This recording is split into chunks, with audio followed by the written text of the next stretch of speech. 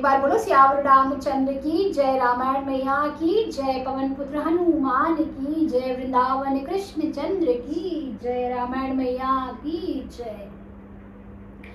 सीता न चले श्री राम के बिना, राम न चले हनुमान के बिना, कावन सो काज कठिन जग माही, जो नहीं होते ताते तुम पाही, मंगल भवन अमंगल हारी, द्रवहु सुदशरथ अजिर बिहारी, राम सिया राम सिया राम सिया राम, राम सिया राम सिया राम सिया राम, कुपथे माग रुज व्याकुल रोगी, वेद न देई सुनहु मुनि जोगी, एहि विधि हित तुम्हार मैं ठयऊ, कहियस अंतरहित प्रभु भयऊ, माया बिबसे भय मुनि मूढ़ा,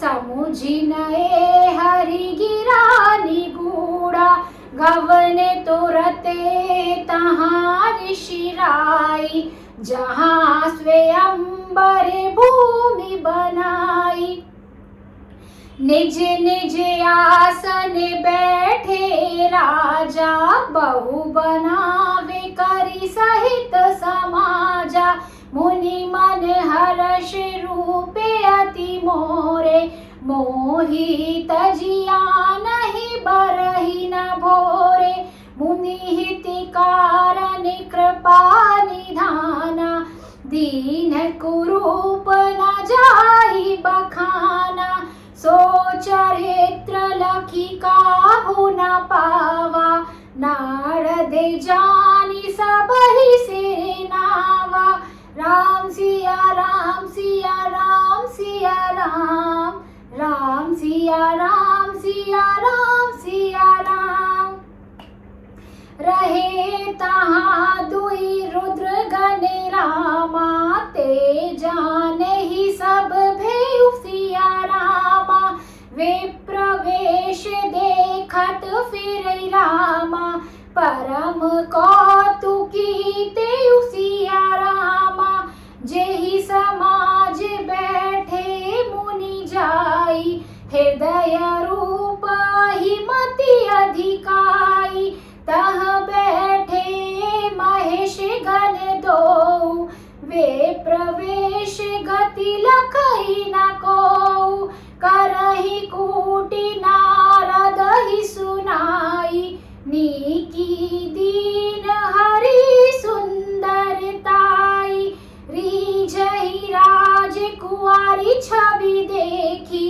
इनहि बरहि हरि जाने विशेषी, मुनहि मोह मन हाथ पराए, हसहि शंभु गुने अति सचु पाए, जदपि सुनहि मुनि अटपटि बानी, समझि न परई बुद्धि भ्रम सानी, काहू न लखा सो चरित विशेषा, सो स्वरूप नृप कन्या देखा, मरकट बदन भयंकर देहि, देखत हृदय क्रोध भातेहि, सखी संग ले कुंवरी तब रामा, चली जनुराज मराल सिया रामा, देखत फिरई महिप सब रामा,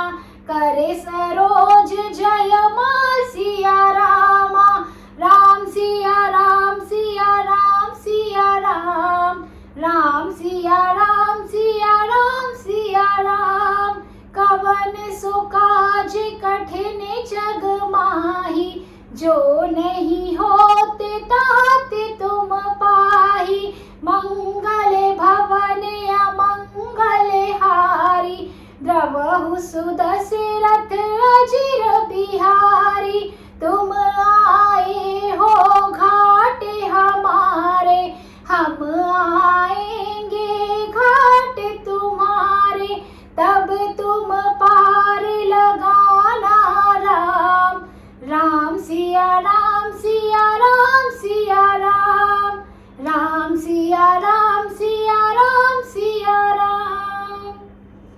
बार बोलो रामायण मैया की जय, पवन पुत्र हनुमान की जय, वृंदावन कृष्ण चंद्र की जय।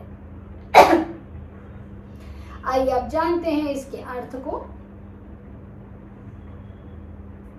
हे योगी मुनि सुनिए, रोग से व्याकुल रोगी कुपथ्य मांगे तो वैद्य उसे नहीं देता।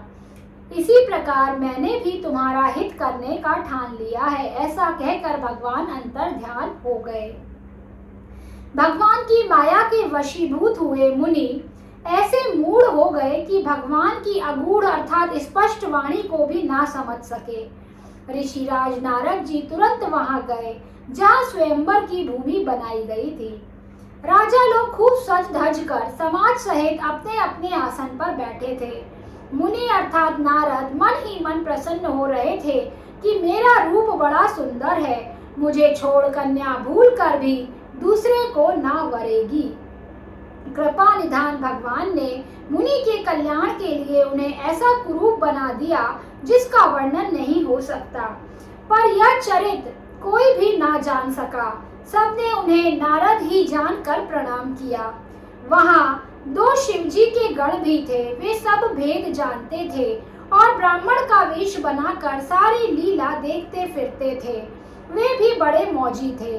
नारद जी अपने हृदय में रूप का बड़ा अभिमान लेकर जिस समाज अर्थात पंक्ति में जाकर बैठे थे, ये शिवजी के दोनों गण भी वहां बैठ गए।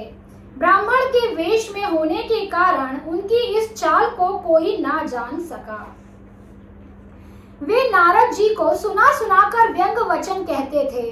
भगवान ने इनको अच्छी सुंदरता दी है, इनकी शोभा देखकर राजकुमारी रीझ ही जाएगी और हरि अर्थात वानर जानकर इन्हीं को खास तौर से वरेगी। नारद मुनि को मोह हो रहा था क्योंकि उनका मन दूसरे के हाथ अर्थात माया के वश में था। शिवजी के गण बहुत प्रसन्न होकर हंस रहे थे। यद्यपि मुनि उनकी अटपटी बातें सुन रहे थे, पर बुद्धि भ्रम से सनी हुई होने के कारण वे बातें उनको समझ में नहीं आती। उनकी बातों को वे अपनी प्रशंसा समझ रहे थे। इस विशेष चरित्र को और किसी ने नहीं जाना, केवल राजकन्या ने नारद जी का वह रूप देखा। उनका बंदर का सा मुंह और भयंकर शरीर देखते ही कन्या के हृदय में क्रोध उत्पन्न हो गया। तब राजकुमारी सखियों को साथ लेकर इस तरह चली मानो राजहंसिनी चल रही है। वह अपने कमल जैसे हाथों में जयमाला लिए सब राजाओं को देखती हुई घूमने लगी।